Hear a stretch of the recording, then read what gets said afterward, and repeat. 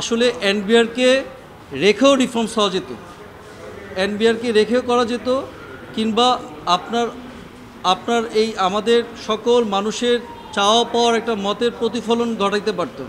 আসলে আপনারা দেখেছেন এটা তড়িঘড়ি করে এই অর্ডিন্যান্সটা রাতে পাশ করেছে। আপনারা সাংবাদিকরাও মনে হয় এই ব্যাপারে আপনারা জানেন না। ১৬ তারিখে রাতে একটা অর্ডিন্যান্স জারি করে পূর্বের 1972 সালের এনবিআরের যে অর্ডিন্যান্স ছিল সেটা বাতিল ঘোষণা করা হয়। পাশাপাশি এনবিআরকে বিলুপ্ত ঘোষণা করা হয় এবং ফাইন্যান্স মিনিস্ট্রি যে আইআরডি ওই ডিভিশনটাকে বিলুপ্ত ঘোষণা করা হয়। বিলুপ্ত ঘোষণা করে আপনারা জানেন যে ফাইন্যান্স মিনিস্ট্রিতে আরও 2টা বিভাগ তৈরি করা হলো, একটা পলিসি মেকিং আর আরেকটা হচ্ছে ম্যানেজমেন্ট মেকিং। এই আমাদের সাবমিশন হচ্ছে, আমরা কোর্টের নলেজে নিয়ে আসবো। আমরা ইতিমধ্যে একটা রিট ফাইল করেছি এই বিষয়টা নিয়ে। ফাইন্যান্স মিনিস্ট্রি ইতিমধ্যেই ওভারলোডেড, অনেকগুলো বিভাগ নিয়ে তারা কাজ করে।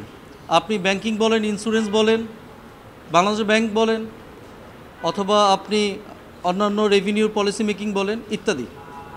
সেক্ষেত্রে আবার ফাইন্যান্স মিনিস্ট্রিতে নতুন করে 2টা ডিভিশন ক্রিয়েট করে ওই ডিভিশনের অধীনে নিয়ে যাওয়া একটা ওয়েল এস্টাবলিশড একটা সংস্থা 1972 সাল থেকে তারা কাজ করে যাচ্ছে, সেই সংস্থাকে হঠাৎ করে বিলুপ্ত ঘোষণা করা আমার মনে হয় এটা সংবিধানের সাথে সাংঘর্ষিক। এই জন্য যে আমাদের সংবিধানের আর্টিকেল 26 বলেছে যদি কোনো আইন, যদি কোনো অর্ডিন্যান্স যদি পাশ হয়, সেটা যদি মৌলিক অধিকারের সাথে সামঞ্জস্য না হয়, সেক্ষেত্রে সেই আইনটা অধ্যাদেশটা চ্যালেঞ্জ করা যাবে এবং supreme court is the concern authority ওইটাকে রিভিউ করার। এলএমই সার্টিফাইড বিশ্বসেরা কপারে তৈরি ওয়ালটন কেবলস, যা আপনার স্থাপনাকে রাখবে সব সময় নিরাপদ। দ্বিতীয় গ্রাউন্ড আমাদের হচ্ছে, যেহেতু এইটা একটা এনবিআর হচ্ছে দীর্ঘদিন ধরে রেভিনিউতে তাদের অনেক অবদান, এদেশের জিডিপিতে প্রায় 85-র উপরে রেভিনিউ কালেকশনে এনবিআরের অবদান। এই যে এই কন্ট্রিবিউশনটা, এই রেভিনিউ কালেকশনটা যদি ক্ষতিগ্রস্ত হতে পারে, বা মানুষের মধ্যে যে রেভিনিউর সাথে যে তাদের কনসার্ন, এই কনসার্নটা দীর্ঘদিন ধরে যে প্র্যাকটিসটা হয়ে আসছে, সেই প্র্যাকটিসটা হঠাৎ করেই কোনো রকম কনসার্ন অথরিটির সাথে, স্টেক হোল্ডারদের সাথে, কারোর সাথে আলাপ আলোচনা না করে তড়িঘড়ি করে এই অর্ডিন্যান্সটা করেছে। সেই অর্ডিন্যান্সটা আমাদের কাছে মনে হচ্ছে যে এটা কোর্টের নলেজে নিয়ে আসা উচিত। পাশাপাশি আমরা অর্ডিন্যান্সের মধ্যে আপনারা দেখবেন যে 2টা টপ মোস্ট বডি ক্রিয়েট করা হয়েছে, সেখানে উপরে 2টা পদের সাথেই আমাদের ধারণা করি এবং এটা সম্ভাবনা আছে অ্যাডমিন ক্যাডাররা ওইখানে প্রায়োরিটি পাবে। এটাও ওই তৃণমূলের এনবিআরে যারা দীর্ঘদিন ধরে কর্মচারীরা আছে তাদের মধ্যে একটা দুঃখের একটা প্রভাব বিস্তার করতে পারে, এটা তাদের কাজেরও ক্ষতিগ্রস্ত করতে পারে।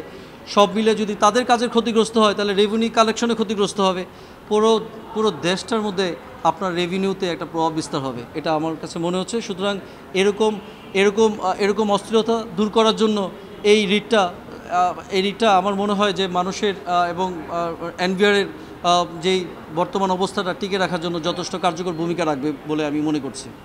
আপনি জানেন যে এই এনবিআরটা হঠাৎ বিলুপ্ত করার পিছনে তাদের গভর্নমেন্টের অনেকগুলো ব্যাখ্যা তারা দিয়েছে। তাদের প্রথম ব্যাখ্যায় নিয়ে আসছে মালয়েশিয়ার রেভিনিউর কথা।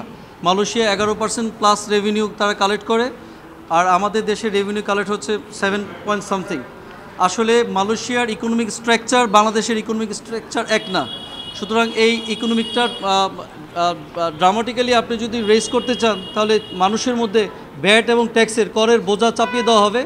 এই দেশের মানুষ, খেটে খাওয়া মানুষ, আর হচ্ছে এই দেশের উদীয়মান ব্যবসায়ীরা এই ভ্যাট এবং ট্যাক্সের এই প্রত্যক্ষ এবং পরোক্ষ করের চাপ সহ্য করতে পারবে না, এটাই আমাদের কাছে মনে হচ্ছে।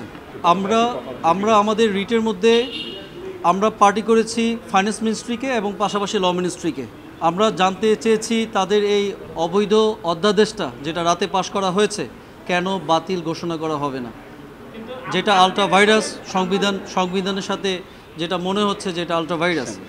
নাম্বার 2 হচ্ছে আমরা একটা ডাইরেকশন চাচ্ছি যে সকল স্টেক হোল্ডাররা আছে বাংলাদেশে এক্সিস্টিং, তাদের যে রিফর্মস প্রপোজালগুলো ছিল এই কনসার্ন ম্যাটারে, ওই প্রপোজালগুলো তারা পাবলিশ করুক, জনগণ জানুক, মানুষ জানুক, সবাই আমরা জানি যে ওই প্রপোজালগুলো কী ছিল, ওই প্রপোজালের রিফ্লেকশন এই অর্ডিন্যান্সে আছে কি না। ইতিমধ্যে আপনারা জানেন টিআইভি এবং হচ্ছে সিপিডির কনসার্ন পার্সনরা তারা আসলে ডিসঅ্যাপয়েন্টেড, তারা আসলে এই রিফর্ম প্রপোজালের সাথে অনেকাংশেই তাদের মতের পার্থক্য আমরা লক্ষ্য করেছি। আসলে এনবিআরকে রেখেও রিফর্মস হওয়া যেত, এনবিআরকে রেখেও করা যেত, কিংবা আপনার এই আমাদের সকল মানুষের চাওয়া পাওয়ার একটা মতের প্রতিফলন ঘটাইতে পারত। আসলে আপনারা দেখেছেন এটা তড়িঘড়ি করে এই অর্ডিন্যান্সটা রাতে পাশ করেছে। আপনারা সাংবাদিকরাও মনে হয় এই ব্যাপারে আপনারা জানেন না যে আপনাদের পাশ করার আগে এটা নিয়ে যে একটা ব্যাপক বৃহৎ আলোচনা, সেটা আমরা আপনাদের মাধ্যমেও দেখিনি, এবং পাশাপাশি এই অর্ডিন্যান্সটা আমরা স্টে চেয়েছি।